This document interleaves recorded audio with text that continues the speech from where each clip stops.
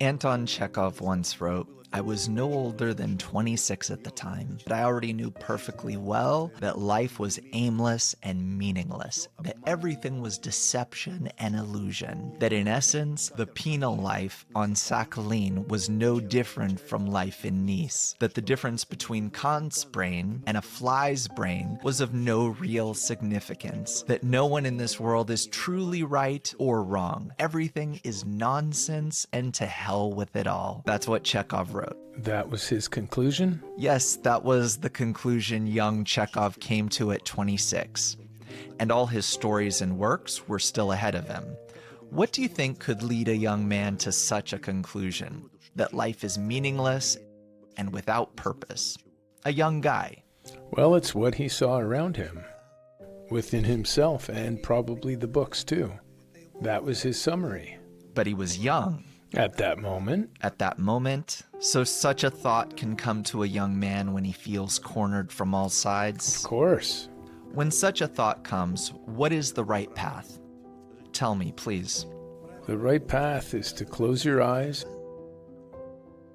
and keep going, doing what's required of you.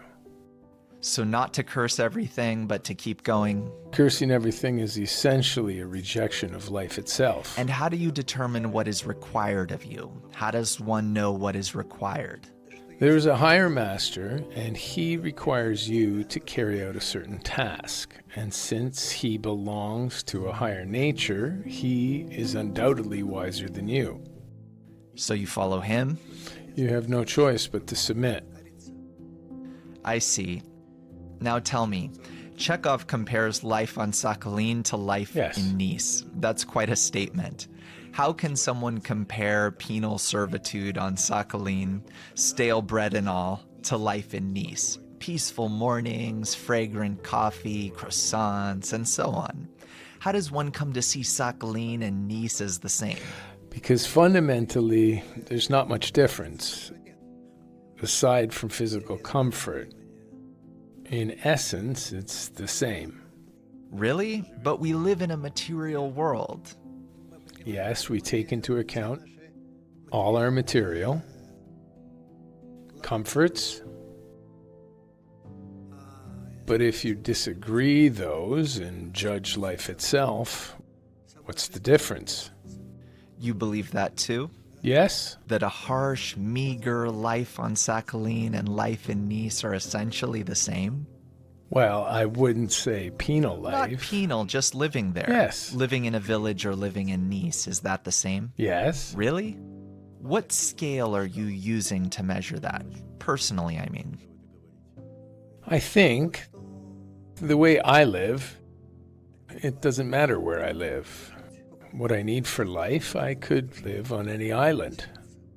As long as there's a computer and a room? Yes. And you could live there?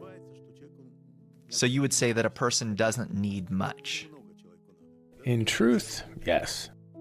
I'm drawing all my questions from this. How can one say that the difference between Kant's brain and a fly's brain is insignificant? Both are objects acting out of egoistic impulses.